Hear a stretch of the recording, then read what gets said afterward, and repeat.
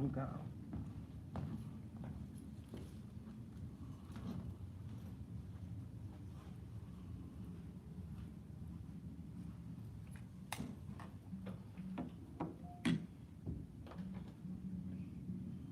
You got your mic on there?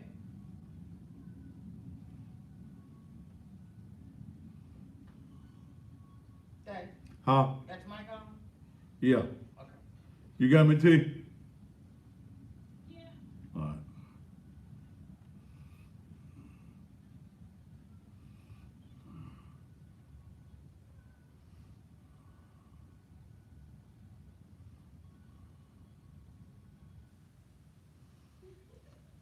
And to those of you in social media world, good evening to you. Whew. I'm tired. I'm getting ready to do it again now. Roughly got about 3.5 minutes before I go live on television. Thank you so very much for being here with me. Mm. It ain't teddy bear, baby. It's teddy bear. Difference in a teddy bear and a teddy bear. Mm. Hope those of you who are joining us by way of Periscope that you're telling your friends about the show.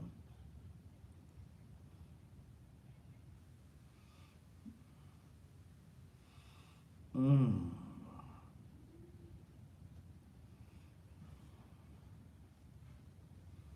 Been to the doctor today and I'm just a little burnt out today. Good evening to you, Sassy Jones. Give her those and tell her, huh? Mm.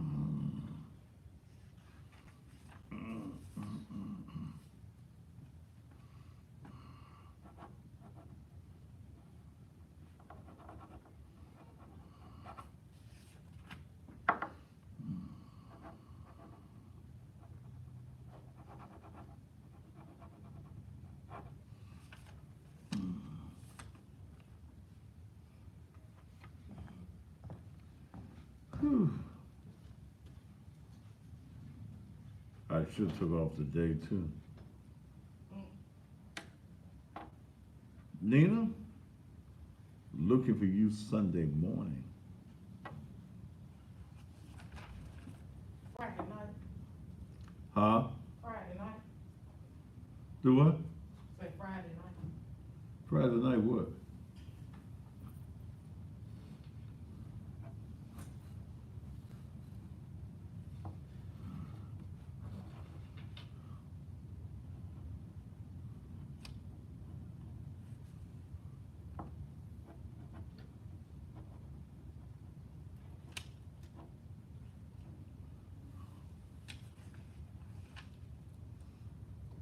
Mm.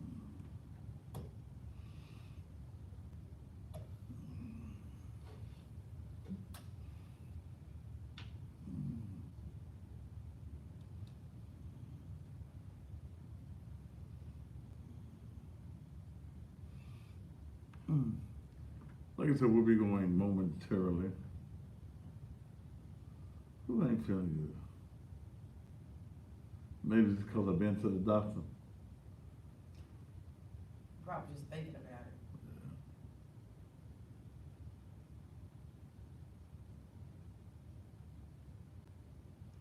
Death in the family. Well, we ain't gonna have church this Sunday. I asked Nina when she going to church Sunday. She gonna tell me about death in the family and they having a funeral on Friday. They give you 2 more days to get there.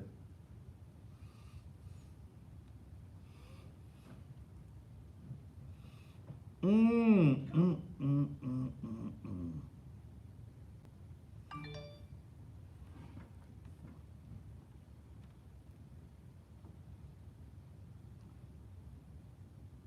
Bereavement all weekend. For what? Let the dead bury the dead. Had the funeral. But black folks do that. Black folks, we take 10 days for a funeral.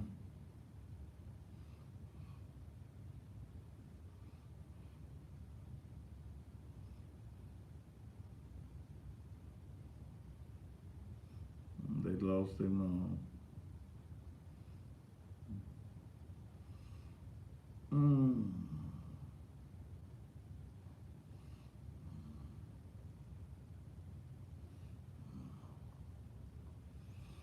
Whew.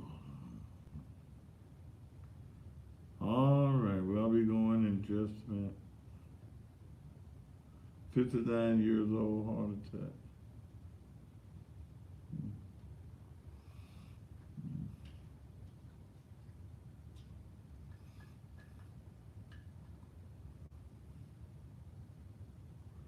Let me perk up. I don't feel good. Once I get my momentum going. What do you call that stuff? Adrenaline. Once I get this adrenaline going, I'll be all right. Miss Bird to you. Thank you, Miss Bird to you. All right, my theme is rolling. Let's get ready to do TV. Even on a day I feel like shit.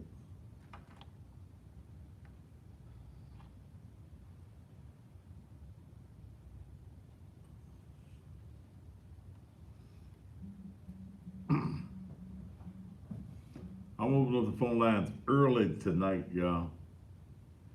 Let y'all be the show. 10 seconds. All right.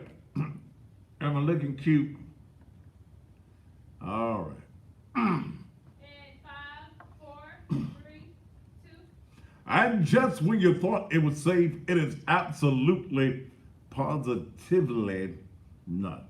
And good Wednesday evening to you. Welcome again to still the most controversial television talk show anywhere in the world, bar none. Thanks to also to those of you who join me by various forms of social media. I'm just glad to be here. I'm happy to be alive. It beats the hell out of being dead any day of the week. I've been to the doctor today. Had to go to the doctor.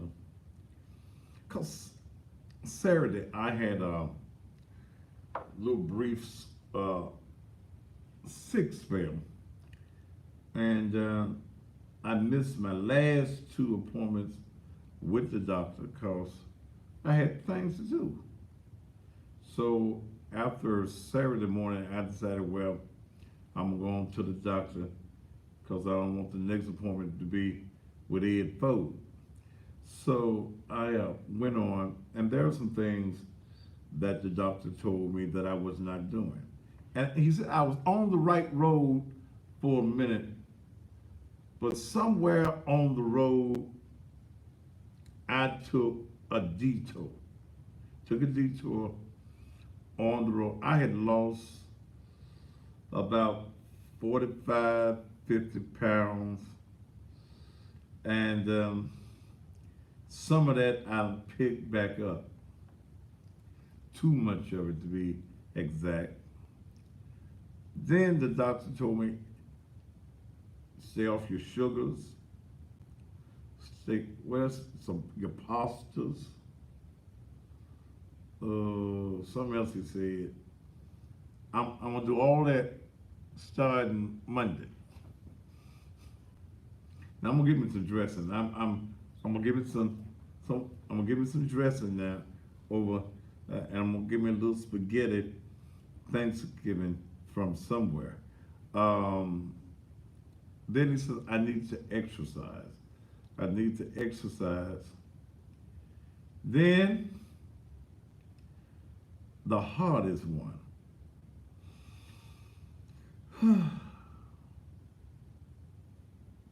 Stop drinking altogether.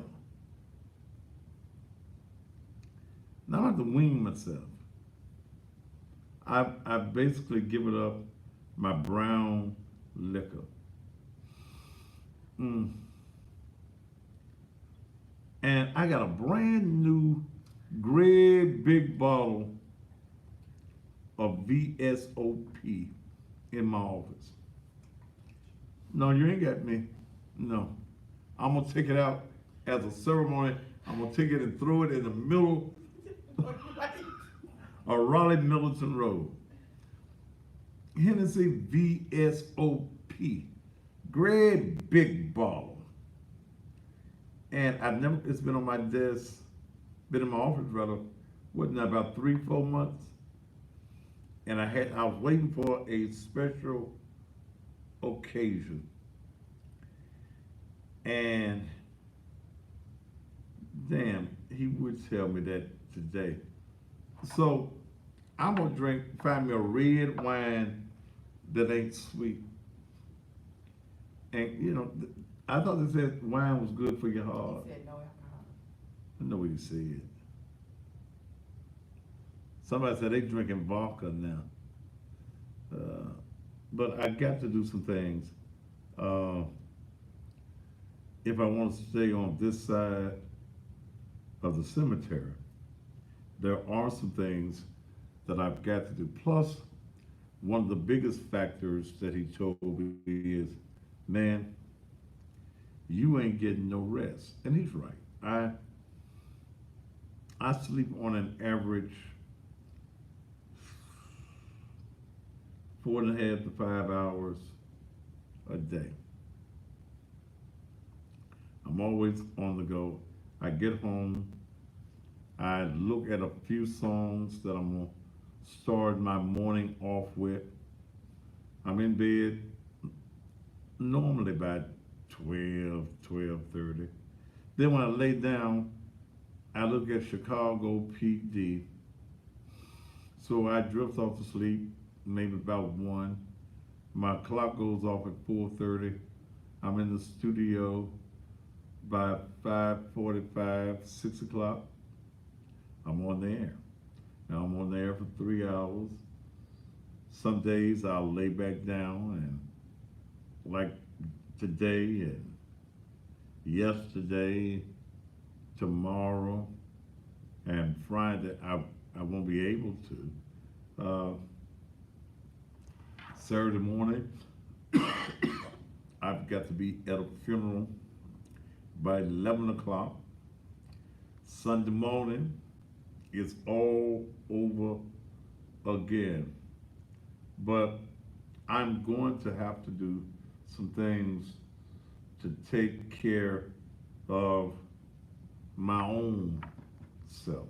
I've spent a lot of time trying to take care of other people and be there for people in the community and all that old madness. So, but I've decided that in 2020, there are some things that I'm going to do differently. I'm going to do some things even differently from the pastoral thing. Some things I'm not going to worry about. I'm not going to worry about everybody's issues, everybody's problems. I can't feed everybody. The food program was a great idea. Dale is a tremendous help, but Dale works 7 days a week. She gets paid good, but Dale works 7 days a week as well. We had volunteers that help us, but I'm just tired. I'm just tired. Pastoring is the most stressful thing I ever did in my life. Especially when you got to come up with all the money yourself to do everything. It's just stressful, and I'm killing me. I'm killing me, and I want to stay around here a little while longer. There's some things I ain't did yet. Few places I ain't been. Few girls I ain't met yet. I mean, few people I have not met yet. So there are some things that I really want to do. I'm out of town next Friday, but that's work. You know, I'm flying to Houston, do the cussing pastor thing, and fly back. So that ain't no rest. And then my biggest rest I see coming is I'm doing the cussing pastor I am the custom pastor, but I'm going to Mexico in July for 4 or 5 days. I may get a chance to rest a little bit there. But I just got to do some things differently if I am going to stay out of the grave. Okay? I got to rest. Got to rest. I got to start doing some things differently. So, it's just I'm a workaholic. I'm a workaholic. I'm always trying to come up with new ideas. I came up with a new business idea, Dale. I came up with a new business that I want to start. What's that? Okay, tell me if you think that this business. I saw it and I heard some people talking about it. I heard you talk about it. I heard Monica talking about it, and I think I could do this. I could start this business. I want to go into the waxing business. Yes, do it, do it, do it. Yeah. Do you have to have any special kind of You license? have to have training for that. Huh? You have to have training for that. You have to go to school. I think I could start a waxing business. Fatty Bear's waxing. Waxporium. Mhm. Yeah. Do it. That's you hairy women down yonder. Y'all like to get waxed. And I think so I gotta learn what to do. I think they pour some hot wax on it. Right? They spread it, don't pour it, they spread it on They spread some wax on there. Then they put some adhesive tape on there, don't they? They put tape on it, They put some tape on it. Then you snatch it off. and you pull it off, you don't snatch. You're trying to hurt somebody. Yeah. So and when you pull the adhesive off of the wax, the hair come off, right? Mm-hmm.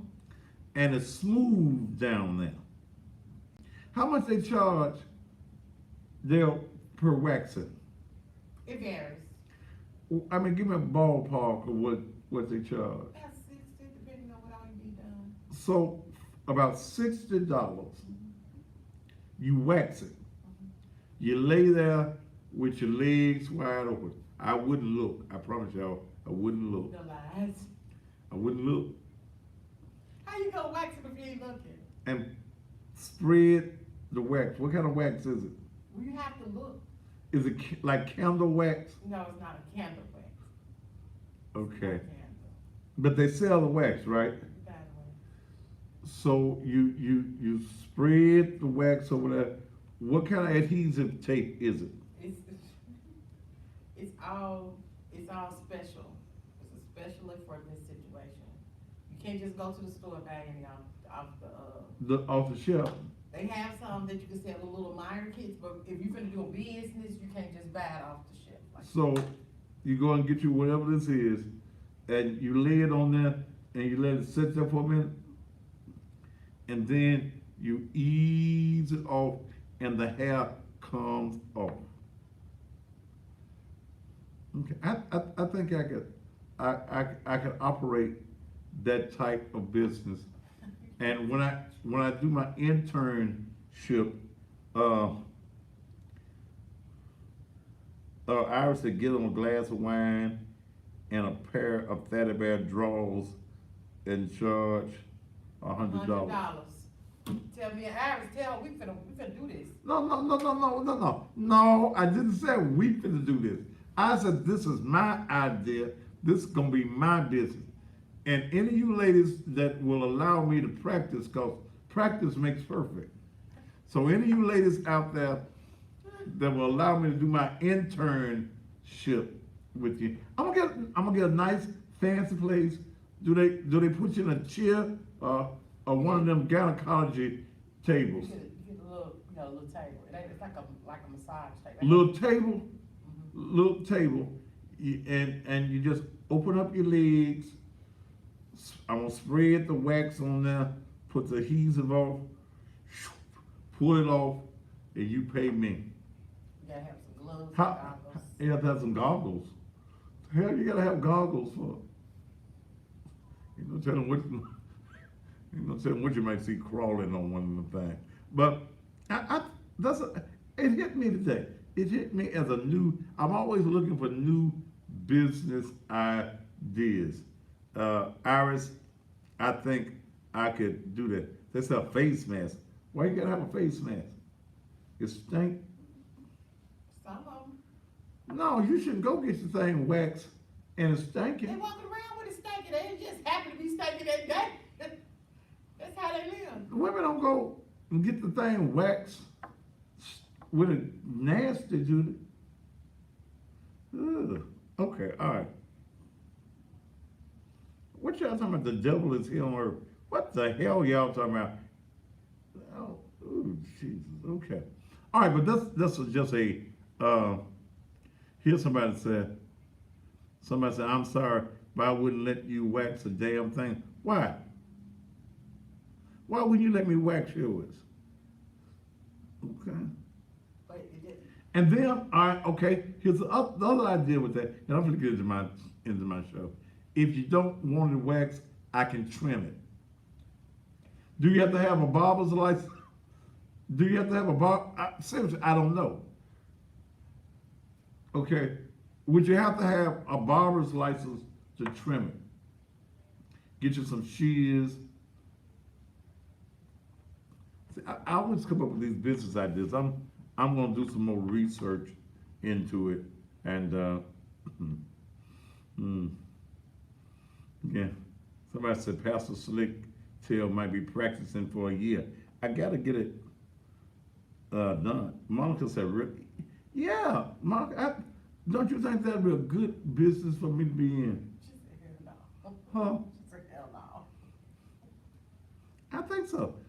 But you know, it's tiers to it too, so. What do you mean tiers to It it? started 100, It started at 100? 125, All right, wait a minute. 175. What's the difference when you get 125? Because it's just not your vaginal area that needs to be waxed. What else gotta be waxed besides your vaginal area? Some people need The asshole? the, The ass got hair in it? mustaches, between the Wait a minute now. eyebrows, Wait a minute. noses. Wait a minute. Ain't no woman walking around with no hair growing out her ass.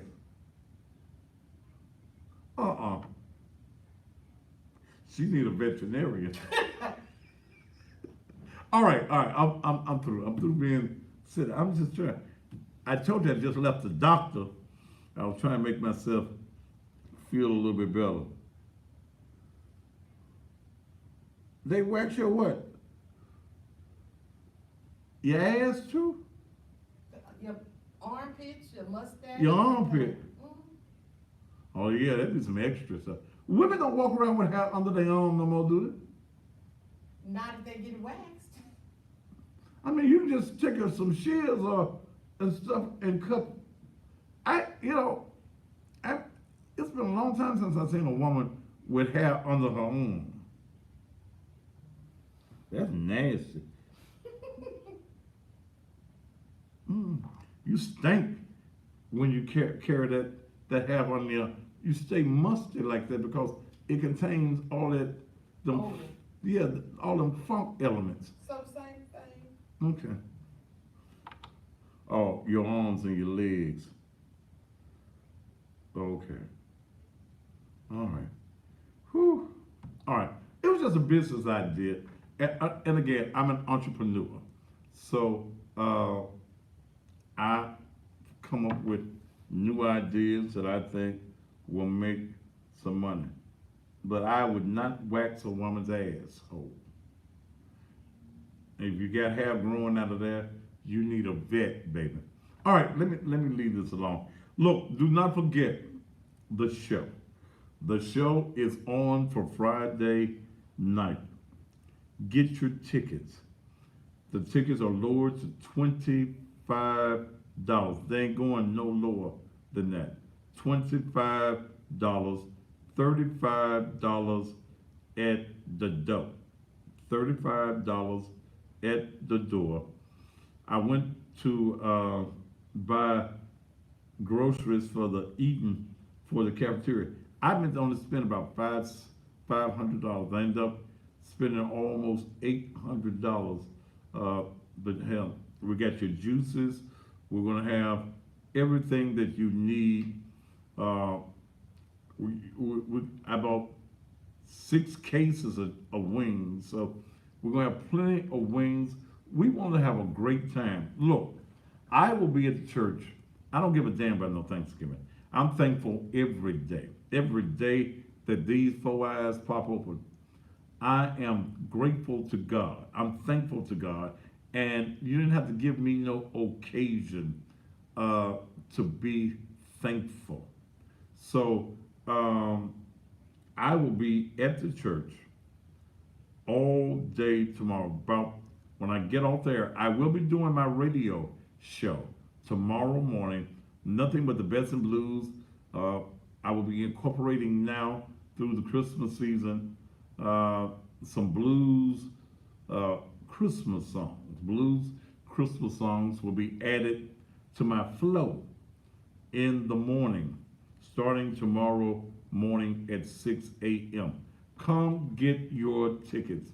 I will be there because I'm not doing this show live tomorrow night. I think they're playing the show I did last night again on tomorrow night. Then there'll be another show for Friday night. I will not be back live on the air until Monday night, but there will be shows of mine. I don't know what they're playing, but there'll be shows of mine that will air on tomorrow night that will also air again on Friday night. But I will be at the church. You can come and get your tickets all day long. Again, I'll be in there by 12 o'clock. So come get your tickets. They're $25 in advance. Look, you can really go online, many of you. Put the online thing up there for me, Miss T.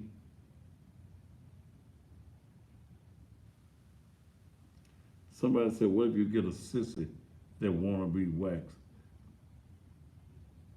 Well, they have to go to the sissy wax shop. I'm sure they got a wax shop just for them, my brother. Okay, so y'all have to go somewhere else. There it is. You can order your tickets for the big show. O.B. Buchanan, Carl Sims, Vic Allen, Luther Lackey, Courtney Little, Adrena, Sheba Potchwright. And you know, a couple of days ago, I said I was canceling the show because of the slow tickets that were selling. And these kind of shows cost you $10, $11, $12,000. And you be looking for your ticket money to defray your costs. Well, it ain't being defraying. Okay? So I need you all. I talked to the artist. I called one artist. I said, look, I'm cutting some of my costs. I'll do a show with you. Keep the money that I've already paid you. We'll do another show. I want to be on this show. I called another guy. I want to be on this show. So I said, well, look, let's renegotiate some of these funds, these balances. And we were able to renegotiate a little bit. And we're going on. We're going on with the show on Friday night. I'm expecting probably a large walk-up, but you can get your tickets right now. Okay? Look, all you gotta do is y'all see it right there on the screen, www.neckedtruth.com. If you go there right now, it'll say purchase tickets here. You get your $25 ticket, or you can get your $50 tickets. The VIP tickets were $60. You can get that right now for $50. We still have VIP space. And the surprising thing was there were more, we were selling more at the church, we were selling more VIP tickets than we were anything else. So there are still some front row right at the stage VIP seating. You're at a table that a whole 8. There are those who have bought a whole table. First guy that bought it said, I want the whole table, may not be nobody but me and my wife. I don't want no company. Fine, he paid his money. I've got a lady, Natasha Brooks, I believe the last name is Brooks. Isn't it Brooks?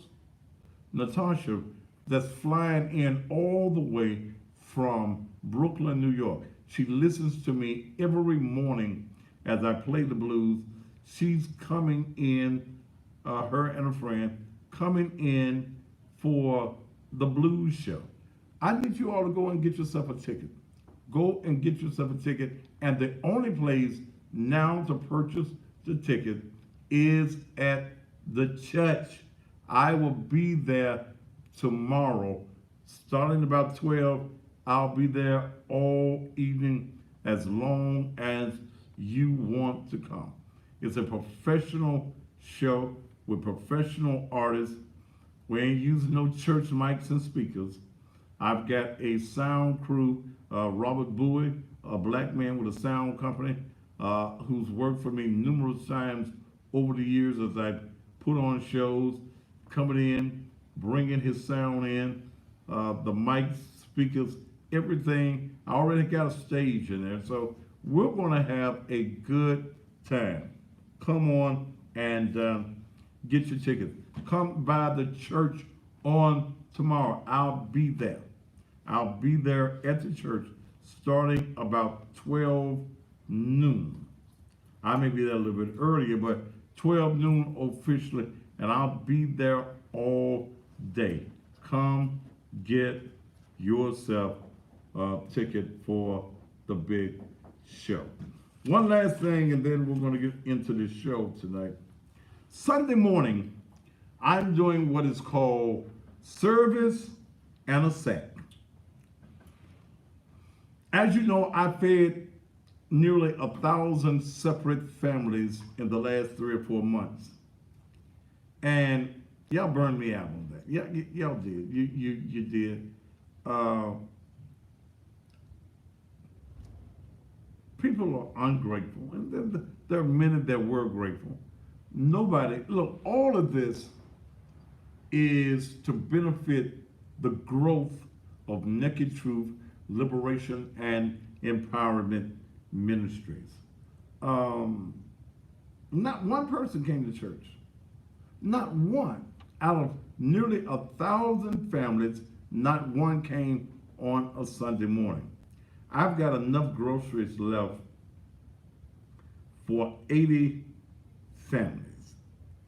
80 families.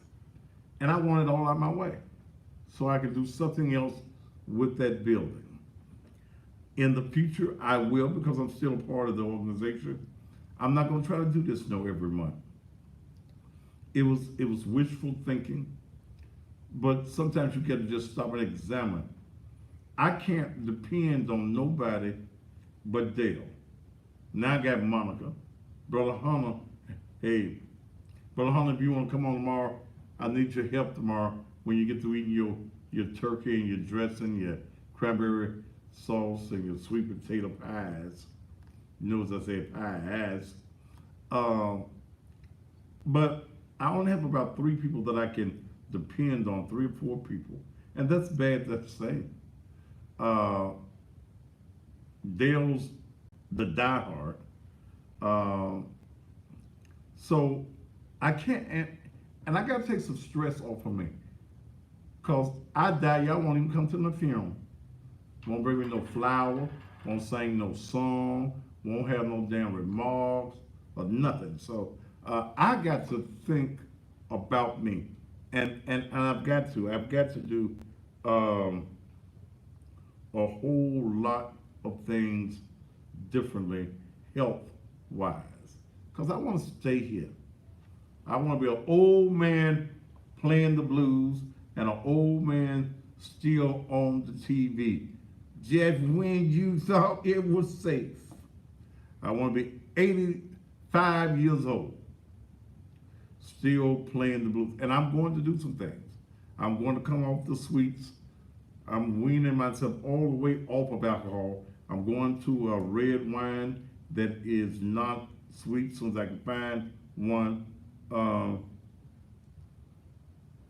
And that's, I want to give me one of them bicycles where I can just, while I'm at the church, I can have it in my office.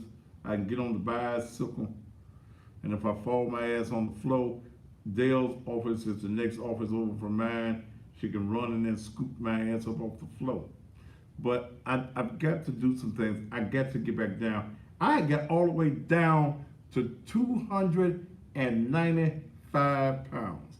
From 300, I got down to what?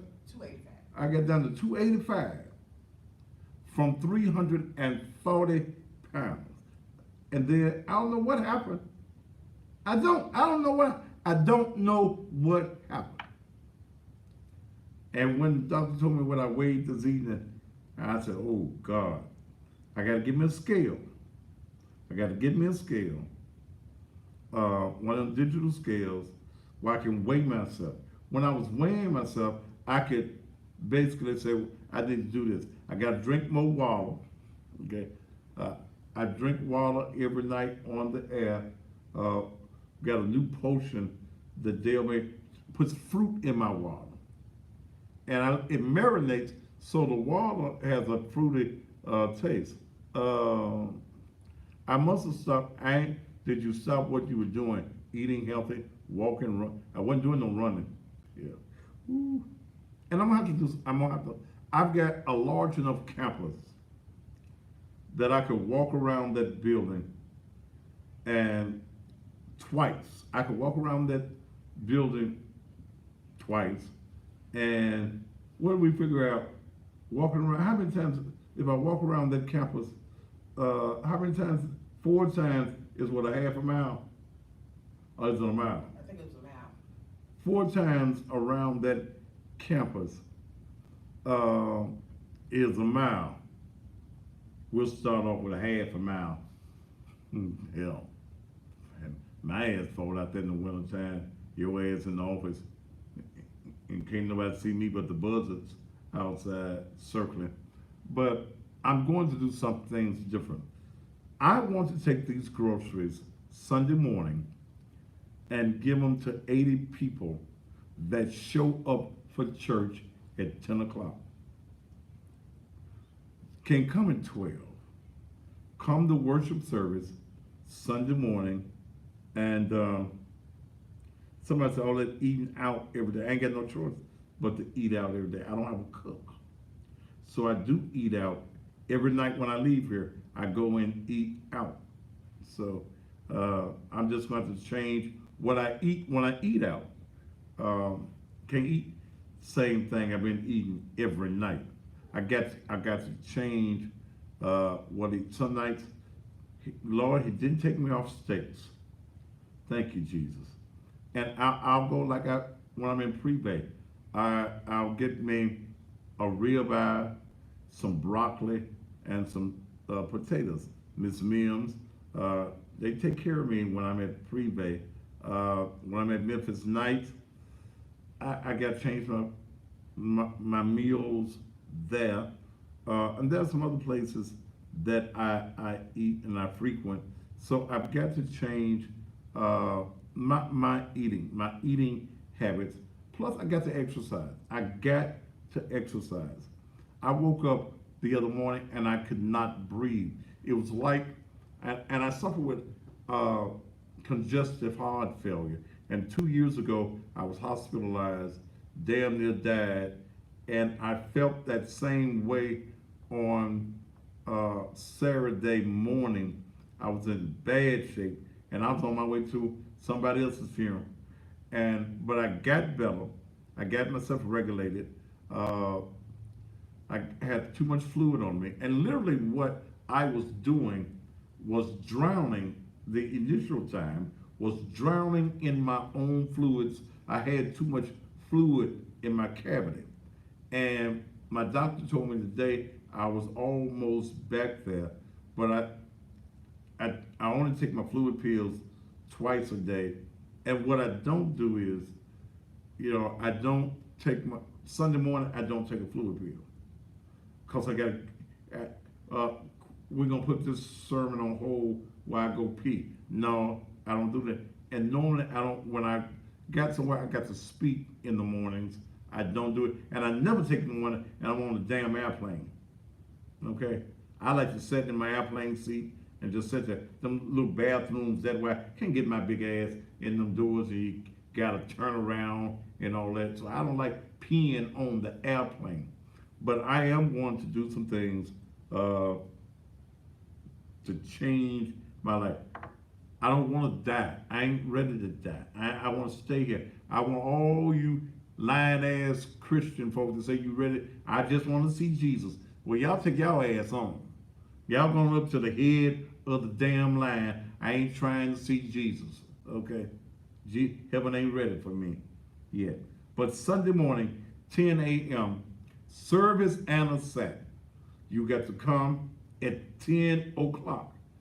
I'm usually through by 11:30 at the latest. Unless it gets good, we out by 12.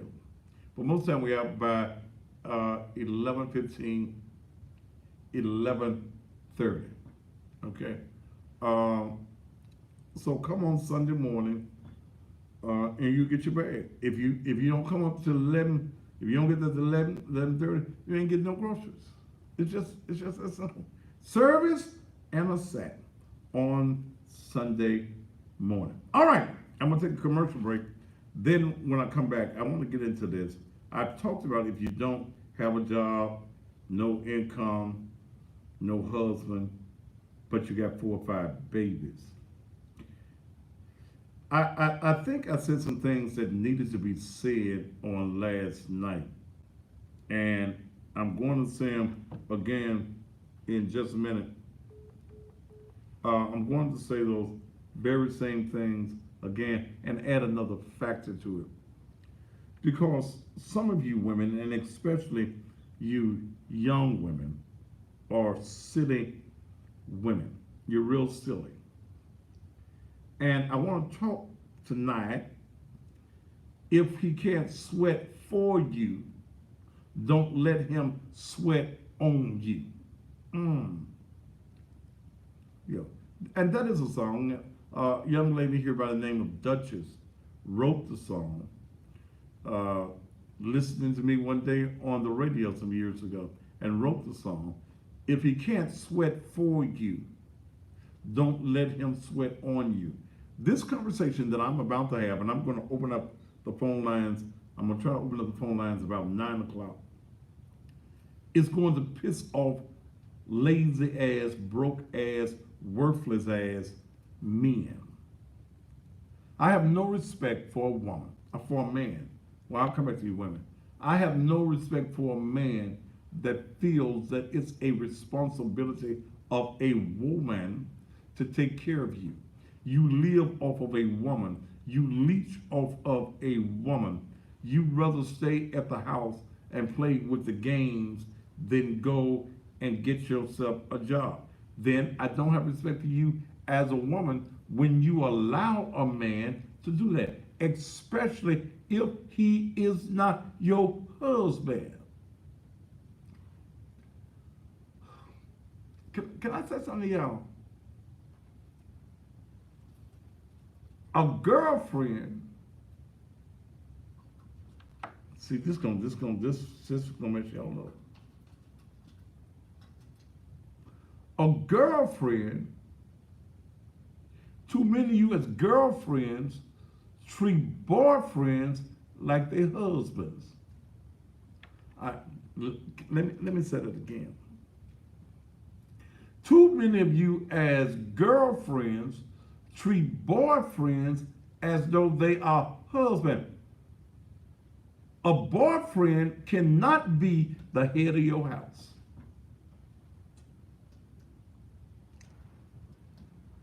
Did I drop something on you then? a boyfriend, a live-in, is not your head. He is not your husband.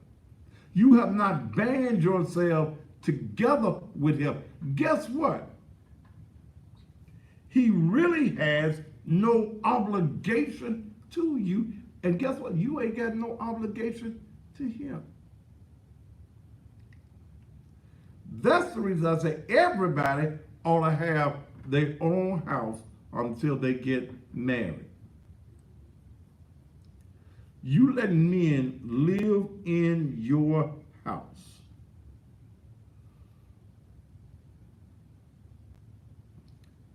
Why aren't you living in his house? Why isn't the man your provider, your protector? Why is it necessary to move a man into your house? I said this on the radio this morning. You, if a man come to your house tomorrow looking for something to eat, and he ain't bought you no groceries, and he asks you why you hadn't cooked, tell him the Lord told me not to feed you. Huh? The Lord, Jesus him, told me not to feed you. What you mean? The word says a man that don't work is not supposed to eat. Damn. I'm going to talk about this. I'm going to get deep off into it. I'm going to get deep off in your business. Your boyfriend, some of y'all got boyfriends right now telling you to cut the TV off. He don't even own a TV, baby. Can barely spell remote. Ask that nigga to spell TV. TV.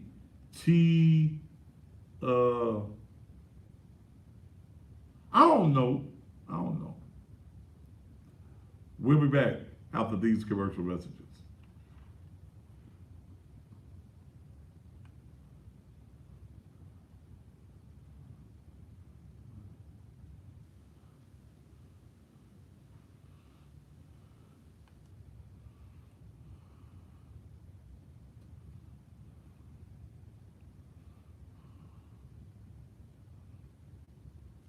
We're in commercial break, you all.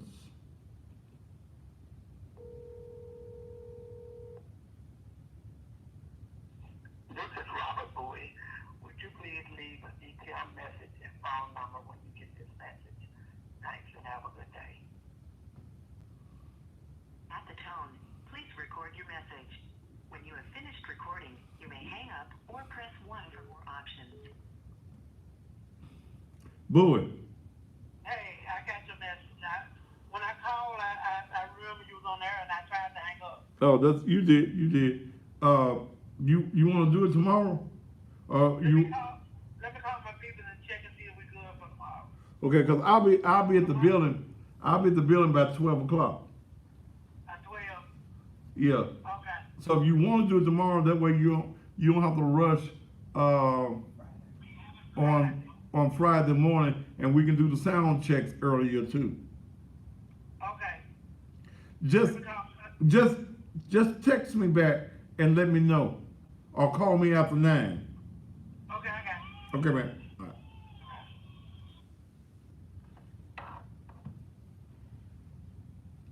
Let me drink some of this water that the doctor said I supposed to have. Good water. A gallon a day. Ooh, this good. With this make it with this fruit in it, and you let it marinate, this good here.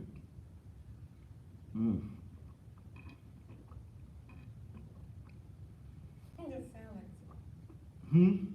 I said, you make it sound like it's good. Ooh, excuse me. No excuses.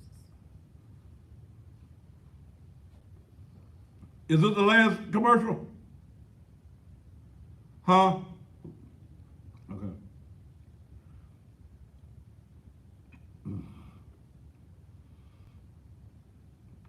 Ah, good.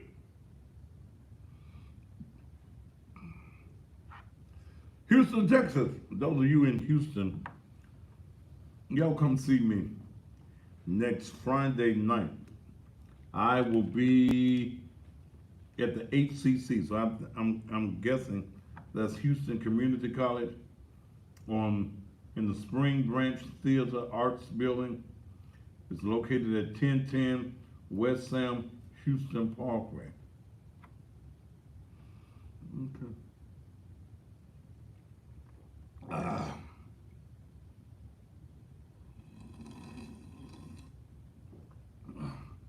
Sometimes when it get good, just slurp it.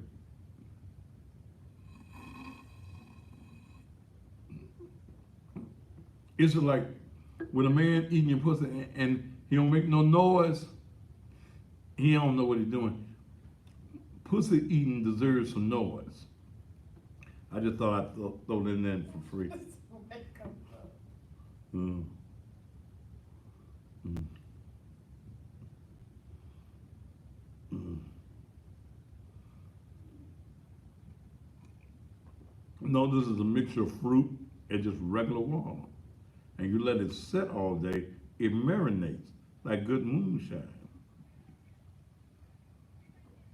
Mm.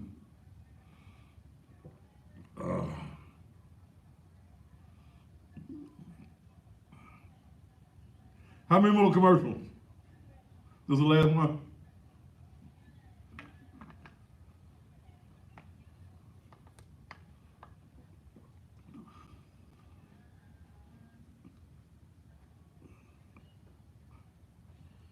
Is that 2 Thessalonians where there's an Old Testament scripture? I know there's a New Testament in Thessalonians where if you don't work, you don't eat.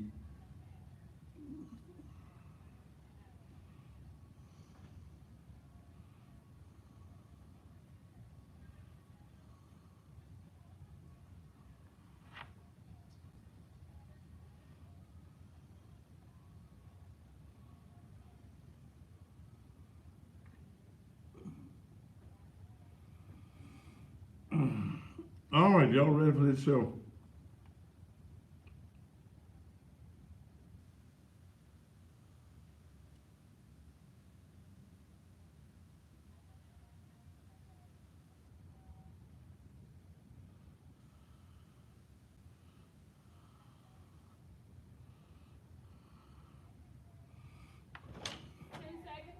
Okay. You looking for the? Check the commercial. That commercial ought to be about out. It ought to be out. And 5, 4, 3, 2. And welcome back to the Thaddeus Matthews Show. Don't forget, I will be in the building all day tomorrow, starting at 12. Come get your tickets. In fact, will y'all put it up on your Facebook pages that the show is Friday night?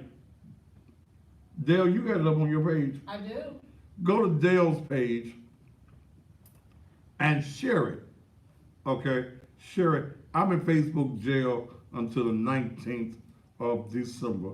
I'll probably stay out about a week and a half, then I'll be right back in. It just happens that way because there are forces that do not want us as a people to be informed. This type of conversation that I'm having tonight is not a popular conversation. Okay? Yeah, I know the Thessalonians 3 and 10, but there's also an Old Testament scripture as well. They're probably the Old Testament. A man that does not work is not supposed to eat, and he ain't supposed to get no coochie. That's Thaddeus chapter 1, verse 1. A man that does not work, does not have a job, does not have a legal hustle, is not a provider or a protector, should not be in your house. And here's where I'm trying to understand, and I'm trying to comprehend Why do you as women allow it? Why do you allow? See, y'all out here worried about the men in the white van snatching up your little girl. But you're moving predators into your damn house. Some of these men that y'all move into your house, they don't like you. They looking at your daughter. They want to touch your daughter. They want to get cozy with your child. You're moving the predator in. What do you look like as a woman? You got a son in your house, and you move in a non-working mother flucker. Why? What type of example are you giving that boy? You ain't, I won't say you ain't shit. Did I say it? You did. Okay, well, you ain't shit. Woman, if you're moving a man into your house over your children, this y'all new daddy. I told y'all last night, some of these children had 5 daddies this year. A man, let me tell you, see, there's a difference in a man and a male factor. A man don't want to sit on his ass. It bothers a real man to be non-productive. A real man wants to do for his woman, wants to do for his children. But he ain't your head, baby, if he ain't your husband. He's just your man. There's a difference in being your man and your husband. And let me give you something else. Can I give y'all something else on is this Bible class tonight? This Wednesday night, ain't it? Can I give y'all something? Every man that you marry, you have a ceremony with, you go and get a piece of paper with, is not your husband. Piece of paper does not make him a husband. Piece of paper does not make him a provider. I'm in this house already tonight. Wait a minute. Is there not scripture that says what God hath joined together? What God hath joined together. Let no man part, let no man cut them apart, let no man separate them. Guess what? If God had nothing to do with it, it ain't your husband or your wife. How many of you have asked God for the man or for the woman? Yeah, I felt a hoop right there to myself. You walk down the aisle and you know you ain't got no business walking down the aisle because, first of all, you are unequally yoked. Well, the Bible says don't be unequally yoked with unbelievers. That means don't be unequally yoked with folk that are not Christians. It also means don't be unequally yoked with folk that don't believe in having no damn job, that don't believe in doing something, that don't believe in having some purpose in their life. Some of y'all get married just to get a nut. Oh, Jesus. You were taught, and Instagram, I hate y'all timing out. Y'all better come right back because I'm warming up right now. You were taught that sex before marriage was a bad idea. You ain't supposed to be fast. You You ain't supposed to be allowing no boy to touch you down yonder. If he ain't your husband.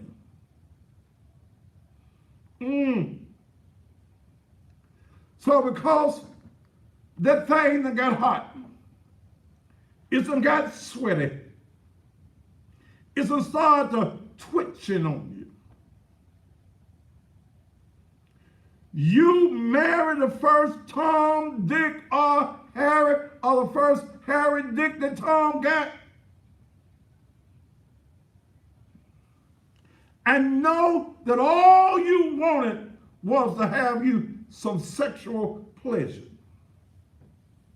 You can't even get along out the bed. So everybody you marry ain't your husband or your wife. You say, well, I'm engaged. I got me a fiance. The word fiance, I'm teaching tonight. The word fiance comes from the word finance. Help them tonight, Pastor. I'm trying. The word fiance comes from the word finance. There should be no romance without some what? Finance.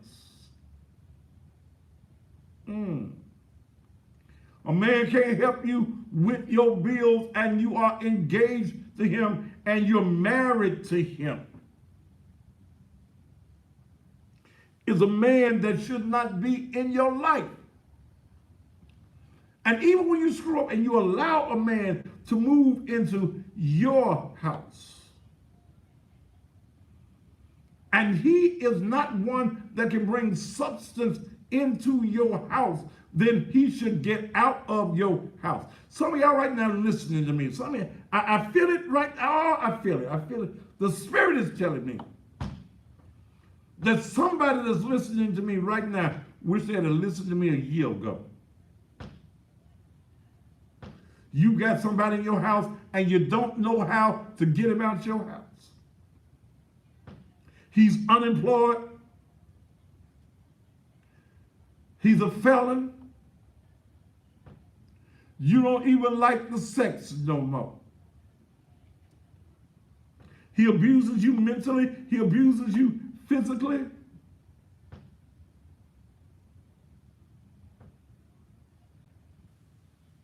But you don't know how to get him out of your house.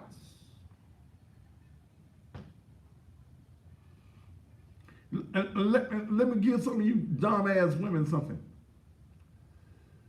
You've allowed him to live in your house so long now that it's going to take a court order of eviction to get him out. Whew. Damn.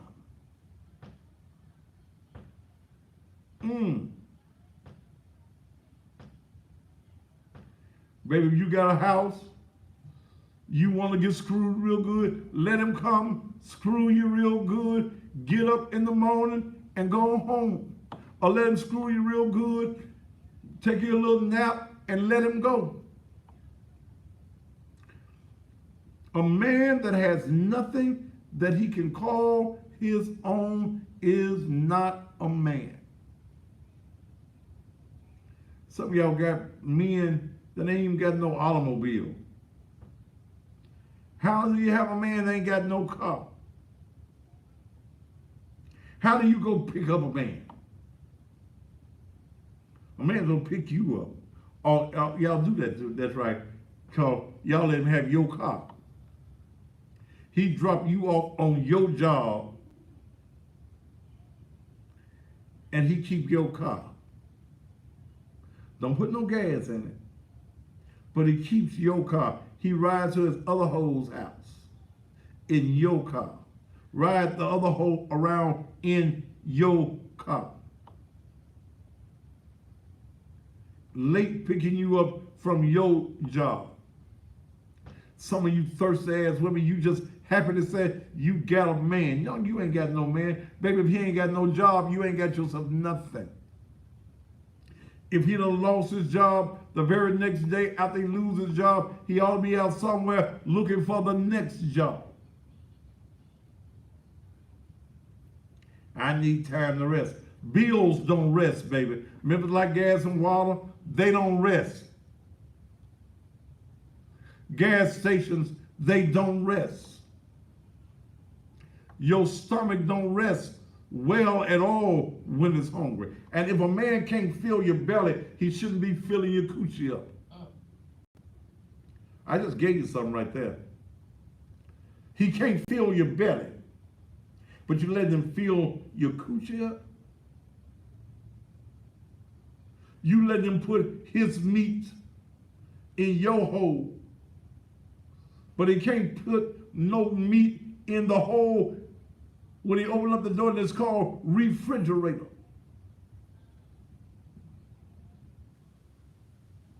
Yeah, somebody say, I ain't got no driver's license. Ain't got no car. Ain't got no driver's license. Convicted felon.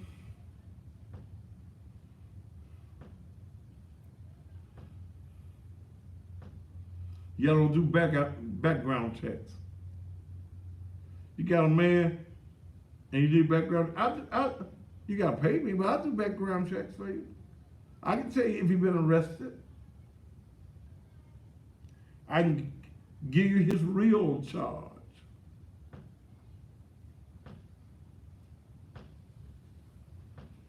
Hell, I'll even check the sexual offenders registry.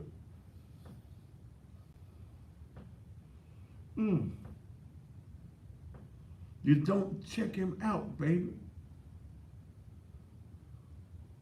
You just want a man. That's a damn shame. Some of you women pitiful. You're pitiful. You're bad examples for your children. Because you're doing any and everything in front of him. I see some of you women at the service station, you pumping the gas and his ass sitting in the car. You done already had to buy the gas because his broke ass ain't got no monies. Then you got to stand out in the cold and pump the gas. Baby, you need yourself a real man. You need a man that know how to treat you. Some of you right now, I done struck a nerve in your mind, baby. That man at your house ain't no damn good. Some of y'all sitting in the same room with a man right now, he ain't no good, don't mean you no good, he ain't gonna never be no good. His mama told you. And let me tell you something, if a mama tell you her son ain't no damn good, you better listen to her. Because most mamas love their boys. If that mama tells you he don't know how to respect a woman, you better listen to her.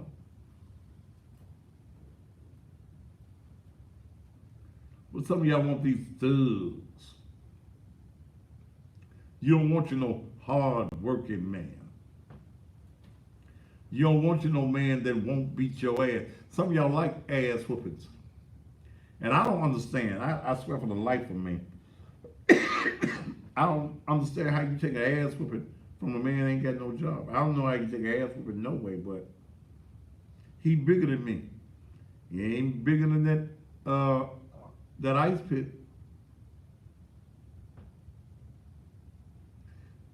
Get you some cream of wheat. Hot.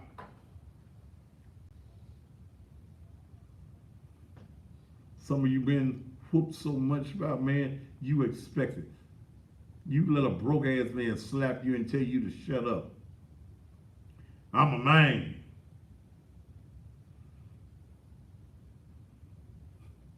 And he ain't got no job.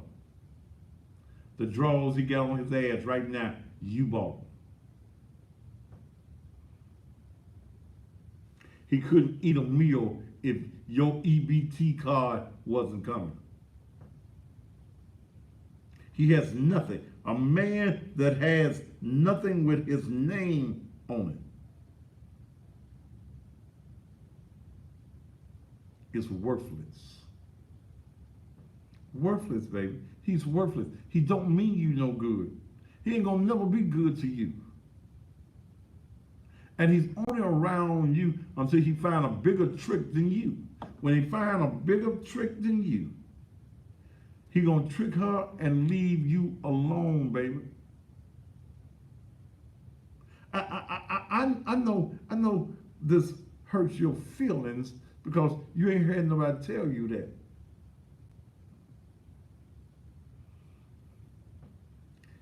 Some of you women fixing a Thanksgiving dinner to the best of your ability. For a man that didn't buy no eggs, no celery, no nothing.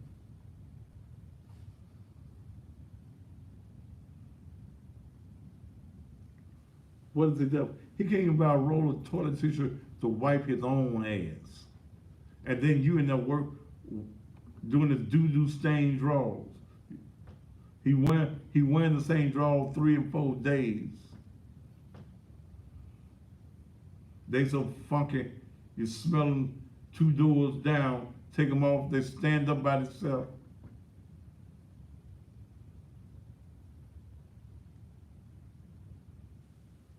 Then some of y'all got the nerve to get pregnant by these fools.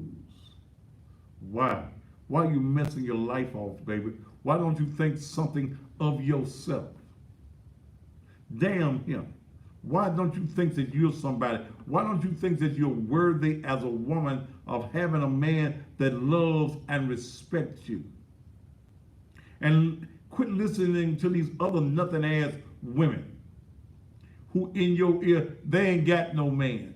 Or they got the same type of man you got, a nothing ass Negro.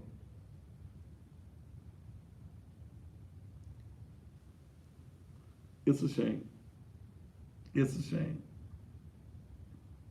See, some of you can't set it. You ought to have your girls sitting in front of the TV right now.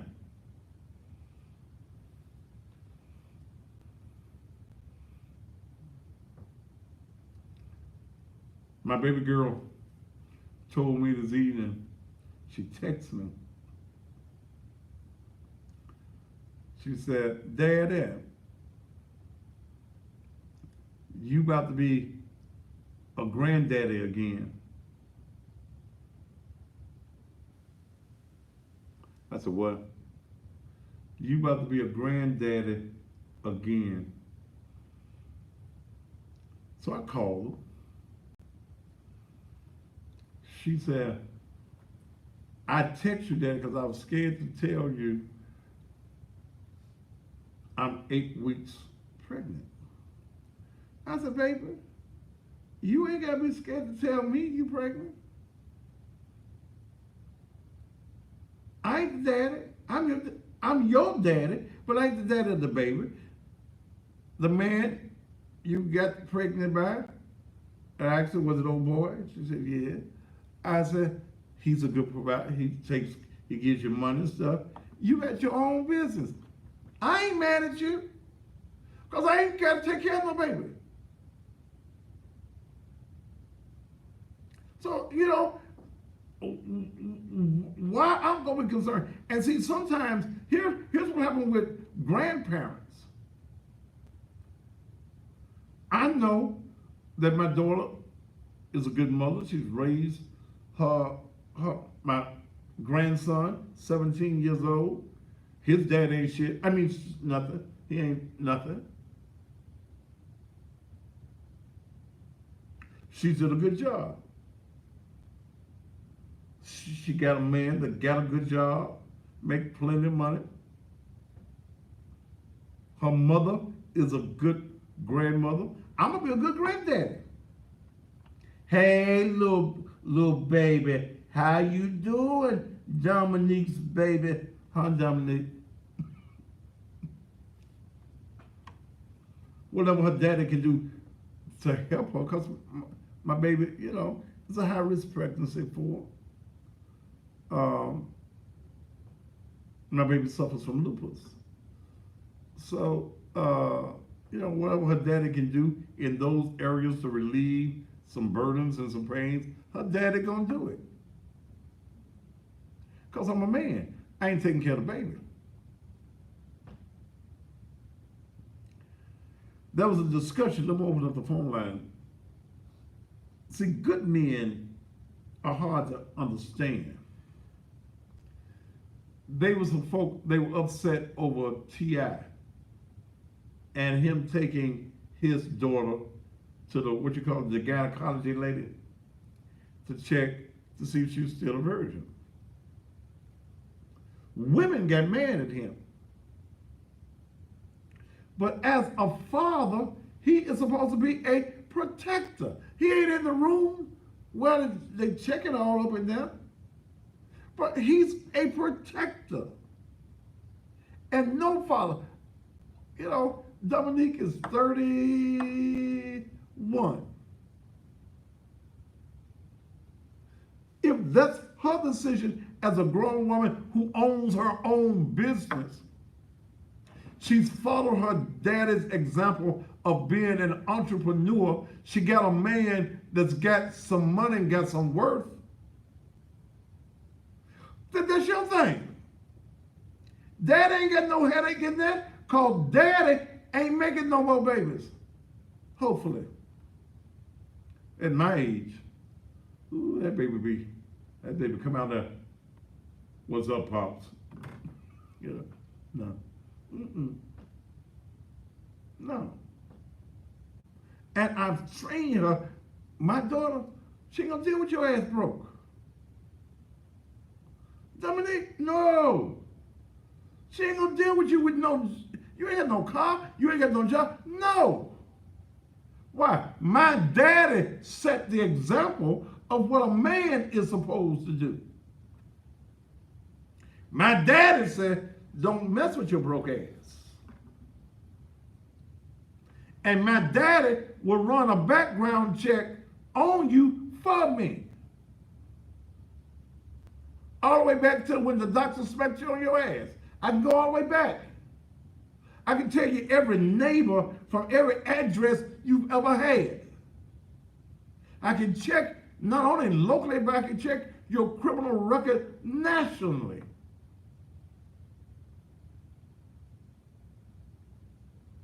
That's what you women need to start doing.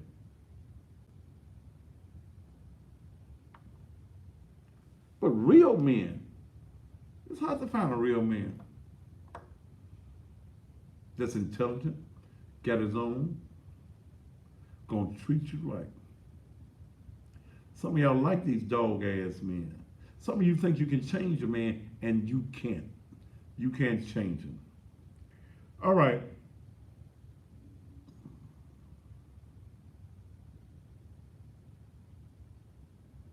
So you can run background. Yeah, I run background checks on all men. She know it. I do. And I call it nothing to answers out. I've called her boyfriends out on the air. You ain't good for my daughter. She get mad, but she get over it. Daddy, you ain't have to do that. Yes, I did. One of these days, I gotta close my eyes. And I gotta make sure that you and your sister are women that can take care of yourself without being responsive to the needs of a nothing-ass man. That's what fathers do. You let them know about the finer things in life. You let them know that you can be whatever it is that you want to be. And that if you mistreat my daughter, you got to deal with my wrath.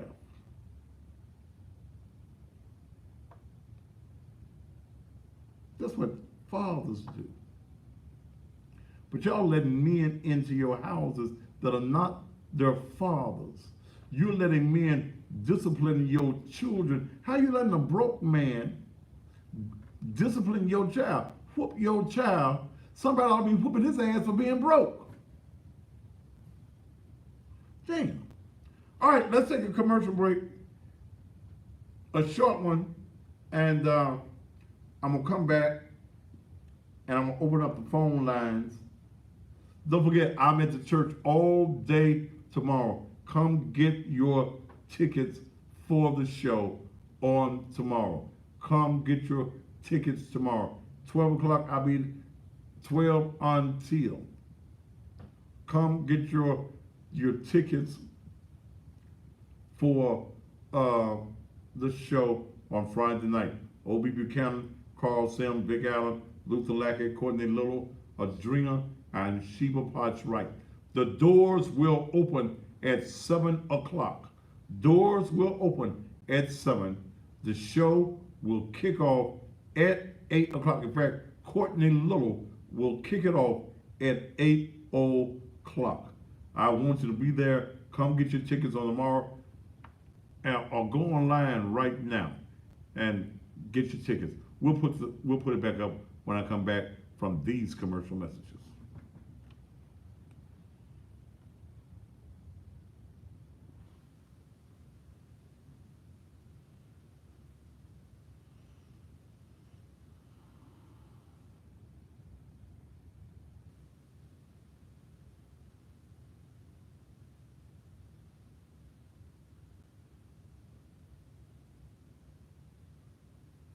Is Iris online? All right, you see? Or what? Iris said it does not marinate, Pastor. It infuses. And don't cuss me out either.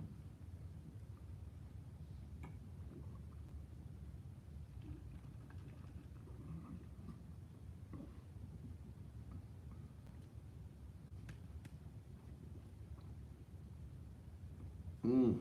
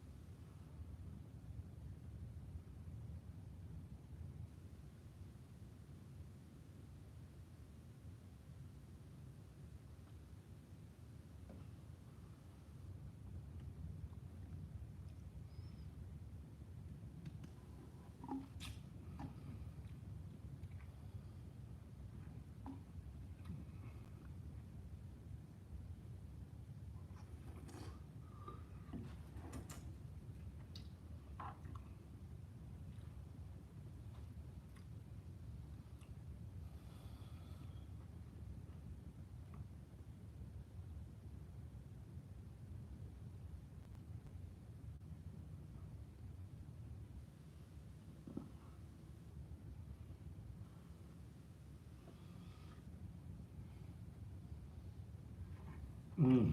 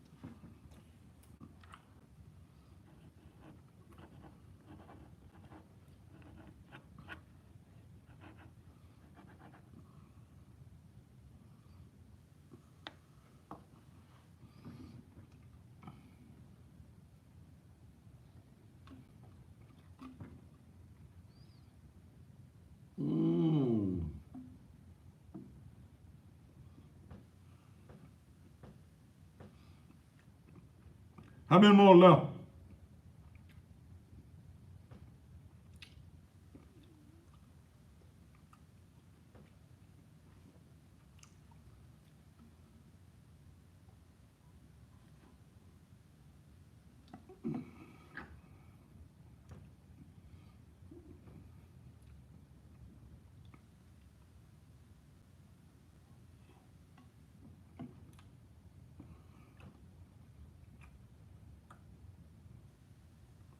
I think we can pull it Cornelia Crenshaw off. It'll be over by now. It was already over, but we can pull it off. Huh? Oh, you talking about, commercial? Yeah. I'll check it out.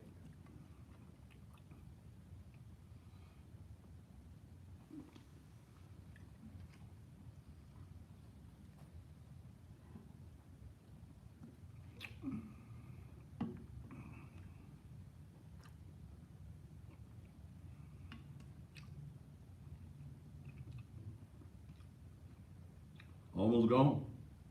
Good.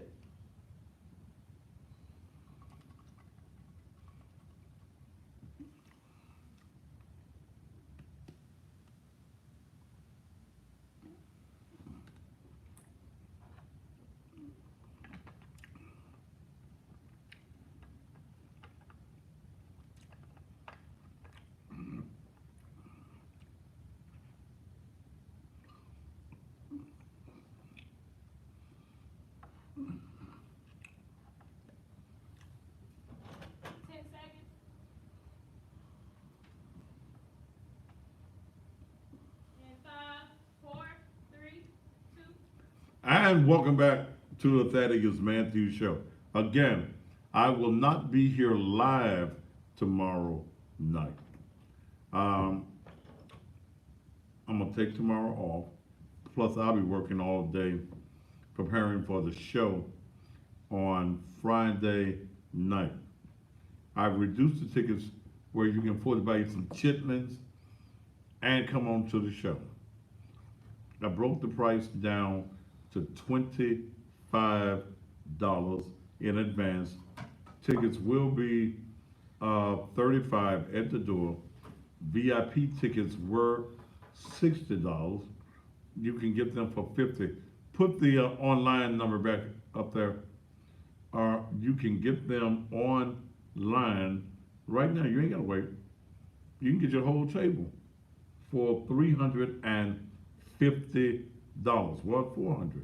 www.nakedtruthlem.com. www.nakedtruthlem.com. How can a pastor call any imperfect human nothing? I can. Because you're a nothing-ass person. And you're a nothing-ass person for even asking me that. You can be nothing. You have nothing going on in your life. We're all imperfect beings, damn religious fool. And you can kiss my ass and call it sweet. But it's silly-ass folk like you that allow these demonic forces of nothingness. A person that wants nothing out of life is a dangerous person to be around.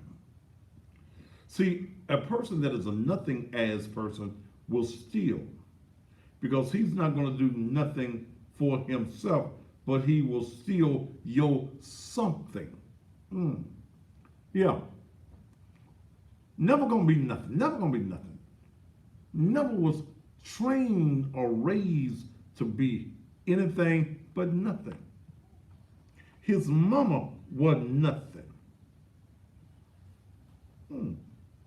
His daddy was nothing. So his entire DNA is a nothing DNA. He has no idea. He wants to do nothing to change his nothing mentality. And see, you holier than thou folk, y'all killed me with that craziness, your holiness, and you ain't look. And I got somebody from Detroit. What was that Negro's name? I'm not. How can you cuss with my mouth? Easily. Does not mean. See, you ain't got no heaven. You ain't got no hell to put me in. And because your mindset says something is righteous and holy, doesn't mean it's right for me. Your relationship with your God is a personal relationship. This nigga want to ask me where is nothing in the Bible. Go and ask your mammy where nothing is. Wait a minute. I'll take you back to nothing. Can I take him back to nothing, Dale? Take them down. Let me take you back to where nothing is in the Bible. Then I'm going to quit talking to your simple ass.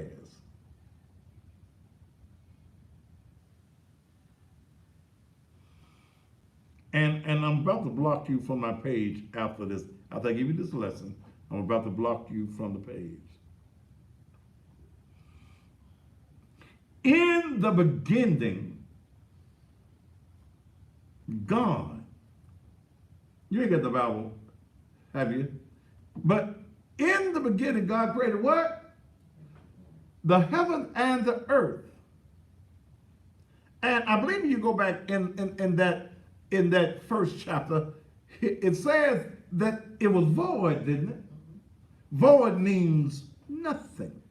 There was nothing there. There was no trees. There was no planet. There was no stars. All you had, my brother, was the existence of God. Okay? There was nothing.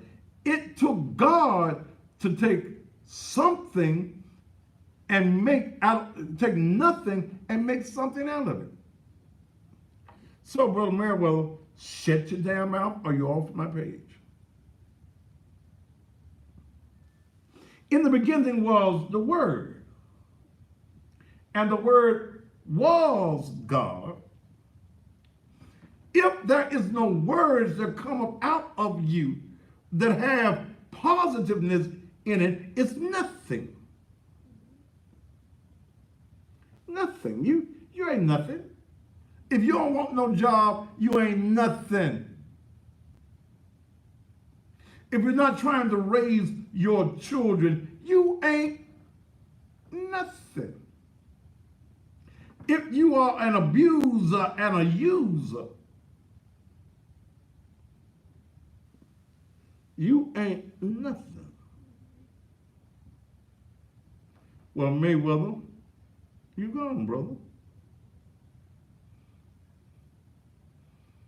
And we don't have to worry with you no more. But you folks that's been in church all your life that really don't know nothing because you dumb enough to think that the 66 is all to God. You have not even explored the awesomeness of God. You think that those 66 books is all there is to who God is and his awesomeness. You just that stupid. You just that unlearned. You don't want no truth.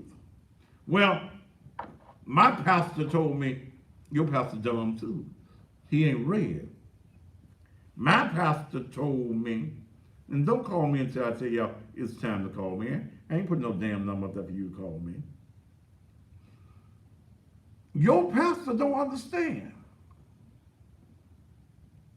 Well, everything you're supposed to know about Jesus is in the 66 books. No.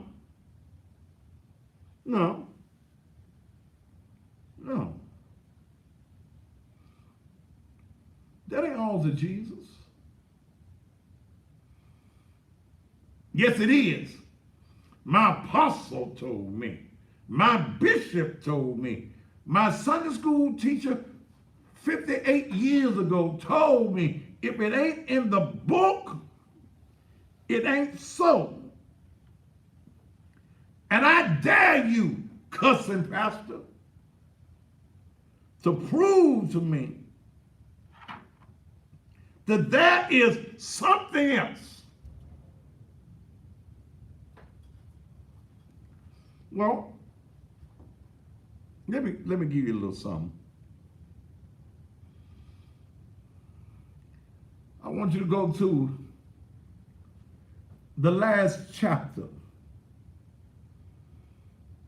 of the book of John.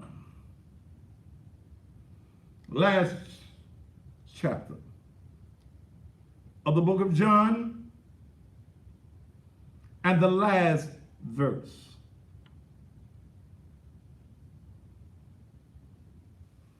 Tell me when you have it. Sister Dale, Yes. do you have it? No, we ain't got no Bible here. But I go to the last chapter of John, Matthew, Mark, Luke, John, and go to the very last verse. And John says, if everything were written in books that Jesus, you found it? Read it. Let's do like they do on at the mission. Read. And there were also many things which Jesus did. Wait a minute. There were also what? Many other things which Jesus did. There were many other things that Jesus did. The which, if they were to be written, every one, And of which they were written of every one, these other things that Jesus did. Read. I suppose that even the world itself could not contain the books that should be written. Amen. Wait a minute. What was that first verse of scripture you gave? The first sentence. And there were also many Other things. Yes. There were also what? Many other things which Jesus did. Wait a minute. Many other things that Jesus what? Did. What? The which, if they should be written, every one. The which of which every one of the other things, there were many that Jesus did, have been written in books. What? I suppose that even the world itself could not contain the books that should be written. Amen. I just gave y'all something that your pastor ain't gonna give you because he can't understand. He can't comprehend because you want to believe that this book that the white man gave you, that you call the King James Version of the Bible, contains all of the awesomeness of God. And he's already told you, even in that same book, that my ways are as far from your ways as the east is from west. Just because these Negroes with these theological degrees, these Negroes who got these titles, bishop, apostle, elders, and all these other things, they say so, they tell you what it says, they don't know it all because you don't know all that Jesus did. I felt like a hoop went right there, but I'm gonna leave. I'm gonna leave you alone, leave you alone, leave you alone. So don't come to me with your biblical mindsets of what you think, and you want everybody to be right because you believe a certain thing. It's a whole lot of lies been told from the pulpit. You ain't gonna be saved unless you're speaking in tongues. That ain't Bible. In fact, the Bible tells you if you don't have an interpreter, you shouldn't be speaking in tongues. If you commit suicide, you going to hell. That ain't Bible. You've been taught that all your life. Well, the only thing that God won't forgive you for is self-murder. That is not Bible.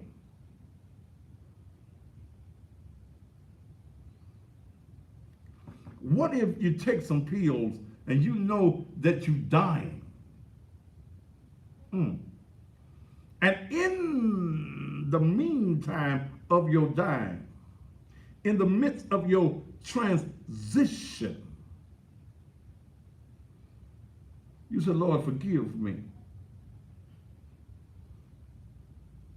Well, he was wrong. He done sinned. God ain't gonna forgive him. See, this Wednesday night, why y'all make me go? Why y'all make me go here? Y'all remember when Jesus was hanging on the cross? The Bible says he was hanging between two thieves. Probably a deacon and a trustee. One of the thieves says, if you be the Christ, come down from the cross and save us. But the other one, in his sin, knowing that he was a sinner,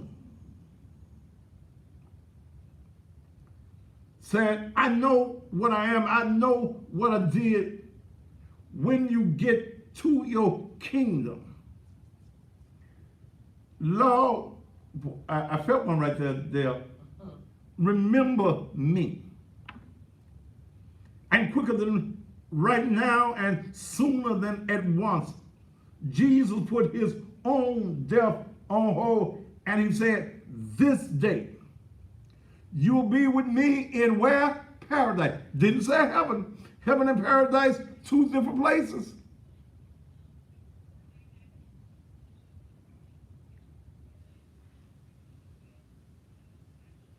So quit telling the lie. God won't forgive you for self-murder.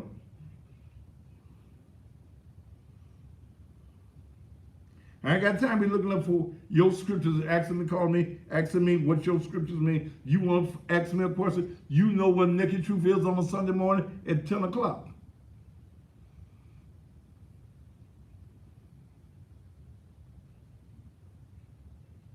Who is it? You just keep calling me. Daniel. To accept. First of all, Daniel, why do you keep calling me and I haven't told you to call me? Well, sir, I just want to have an honest discussion. No, I didn't. Well, sir, I didn't ask you to have no discussion with me. I ain't your friend. I don't know you. Okay, sir, I didn't tell you to call me, did I? Well, you say you opened up the line. No, I did not. I did not. I didn't say I said I was going to. I have not opened up the line, and you just keep calling me back to back. Don't call me no more. Don't call my number until you see the number on the screen. There is no honest discussion. Sir, how do I watch you? How do I watch you? Do you have a TV? Sir, that's what I'm trying to find out. I support you, man. I just been watching. I don't, brother. Whether you support me or not is not the issue. The issue is if you heard me say I'm going to open up the line, then apparently you watching me somewhere.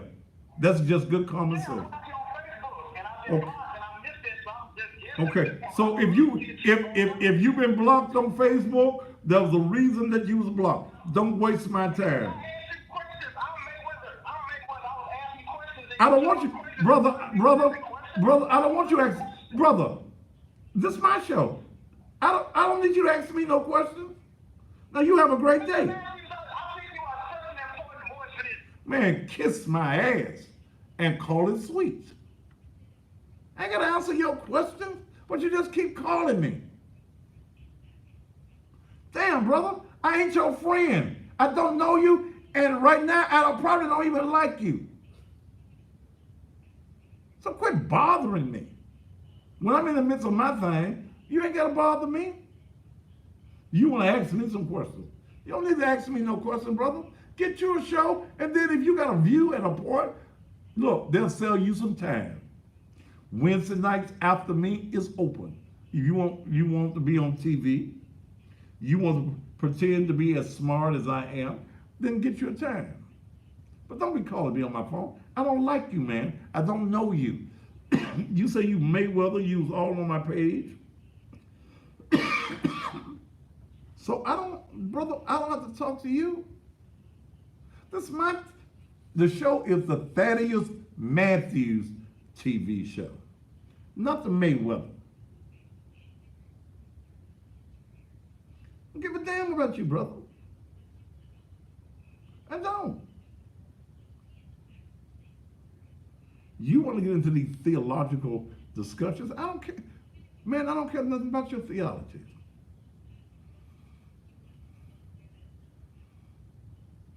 That's simple. Woo, it's hot. I'm burning up in this Thaddeus Matthews cussing pastor hoodie that was made and designed by my good friends over at D2G Screenshot.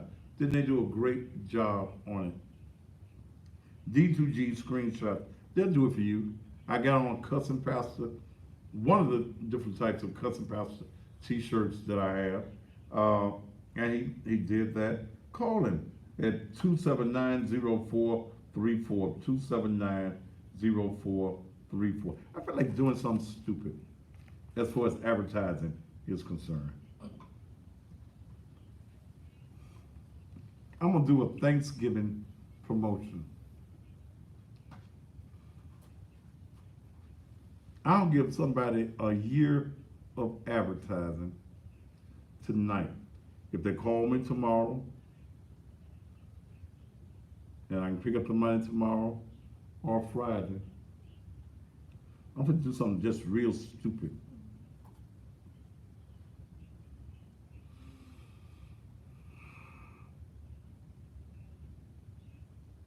I'll give you a whole year. This advertising right now costs $1,500 a month for a visual. A read commercial costs $1,000 a month. January 1, the prices go up to $2,000 a month for the visual, $1,500 for the read. Radio is going to be $1,000 a month.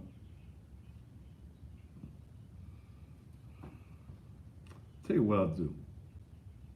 $4,000 for a year. I said I feel like doing something stupid. Ain't nobody gonna call because they ain't got no $4,000. They ain't gonna call because you think you're gonna give me some money and you're gonna help me. And they ain't smart enough to realize it helps your business. You call me tonight, I'll give you a year contract for $4,000 cash money. $4,000. So this is a Thanksgiving. I must want some chitlins or something. $4,000 for a year. You got to call me tonight at 231-9239. 231-9239. And I got to be able to pick up the money tomorrow because I'll be at the church all day, or no later than 12 noon on Friday. Okay? $4,000 for a year of advertising that will cost you nearly $20,000. And I feel like doing something stupid. Okay? That was real stupid too. Don't forget about Goldsmith Security Academy. You need a gun permit in this city. That child got shot last night and will probably be paralyzed. Damn. You know, when are we going to start loving each other? When? When are we going to start loving?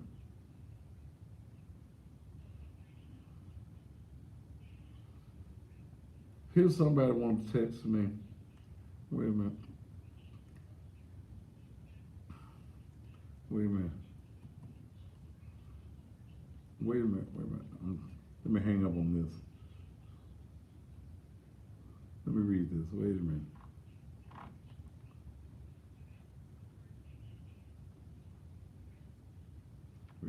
read this.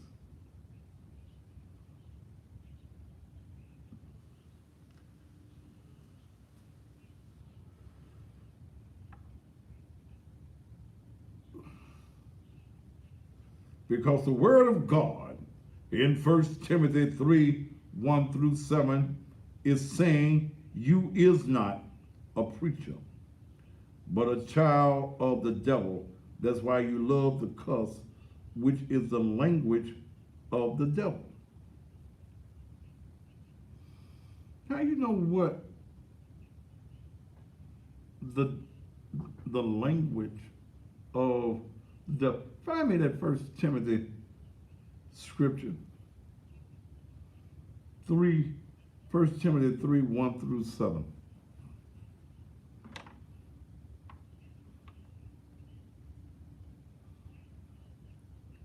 Because the word of God in first, let me share something with y'all. And Lord, I'm going to mess you church folk up.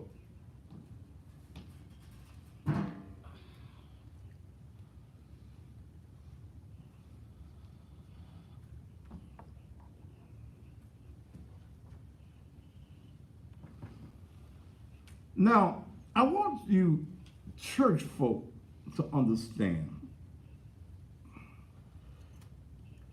that a lot of what you read in Scripture was not written by God. It was written by man. It's the opinion of man.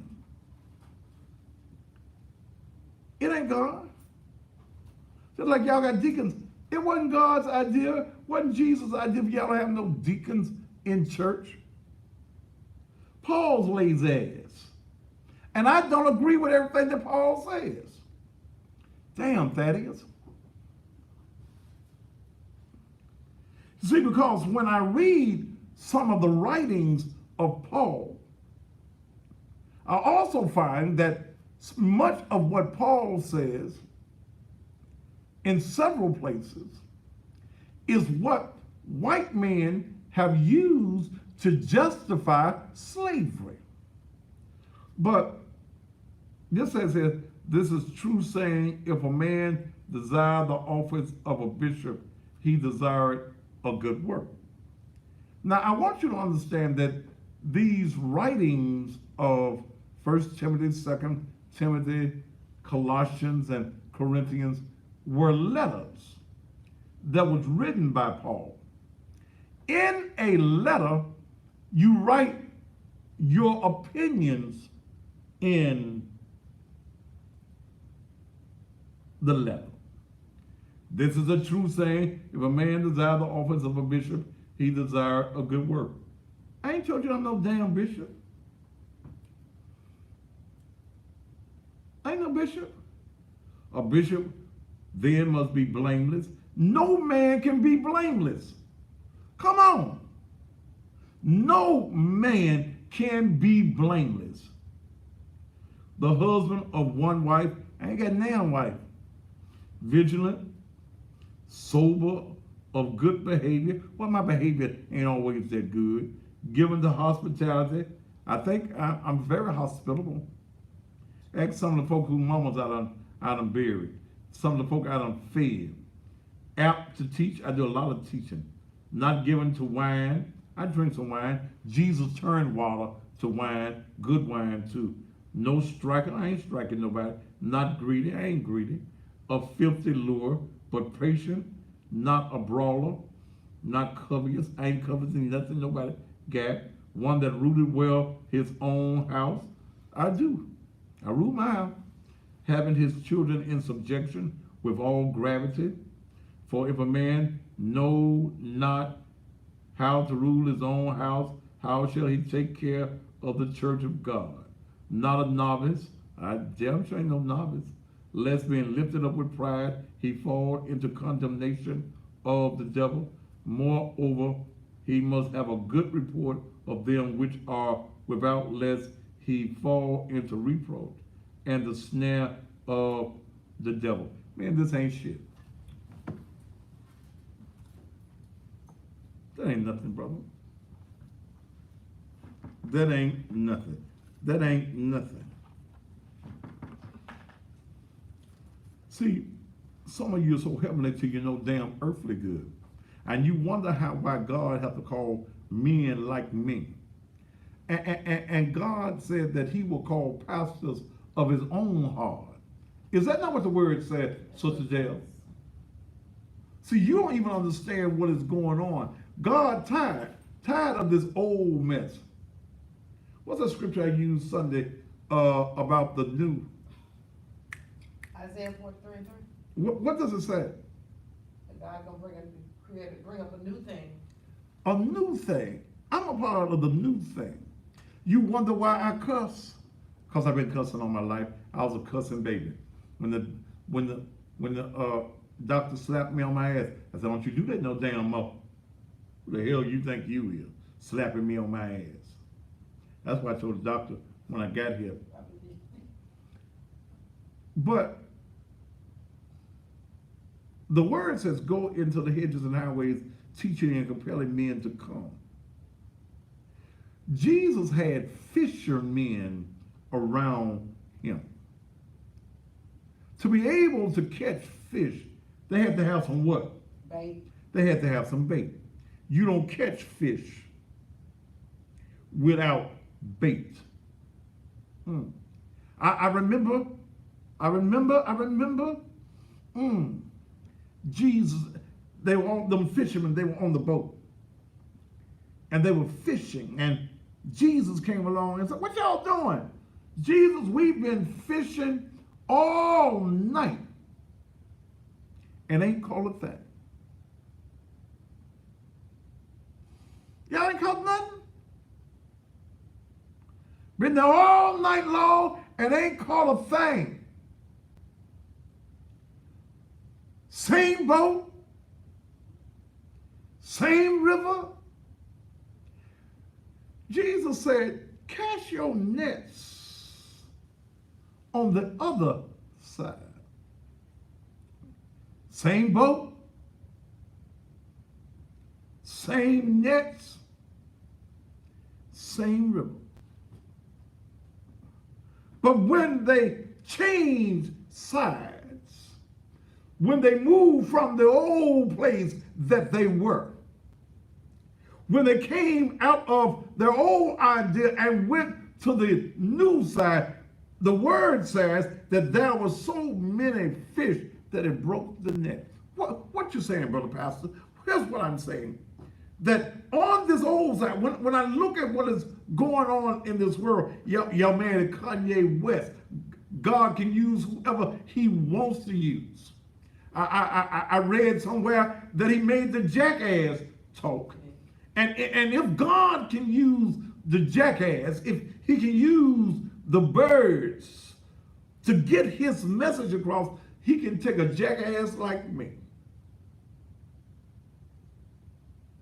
that can get your ears because of the cussing. And when you get beyond the cussing, you find out, damn, he kind of deep. He knows something. The Cussing Pastor is almost 2 years old in existence. I've been all over the country. I travel all over the country. I've been on national TV. My social media pages boom because folk come, I don't want to hear him, and then you find out, damn, he knows something. So I ain't worried about you, brother. You keep on doing what you think, and you follow Paul, and I'm going to follow God. I don't think I can make it no plainer than that. Don't forget, come get your tickets tomorrow. I will be at the building 12 noon. Come get your tickets. I will be on the radio at 6 a.m. From 6 to 9, nothing but the best and blues, throwing in some blues, Christmas music. At the same time, the show, the doors will open at exactly 7 o'clock. Get your tickets. Get your tickets today. You can get your tickets all the way till 7 o'clock. Also on Friday at 7 o'clock, they are $35 bar none. Okay? Come on to the church tomorrow and get them, or go online, nakedtruthldm.com. Didn't get a chance to go to the phone line.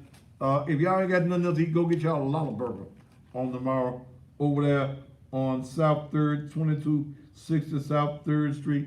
Your wife can't cook, no dressing and no cornbread. Go get yourself a hamburger over there at the Lolla Burger, 2260 South 3rd. Ladies and gentlemen, have a great holiday or whatever it is that you're going to do. I will be back live in the studio on Monday night. There will be so y'all don't call me if they show a program with the lines open tomorrow night. It's a repeat. Tomorrow and Friday night will be a repeat.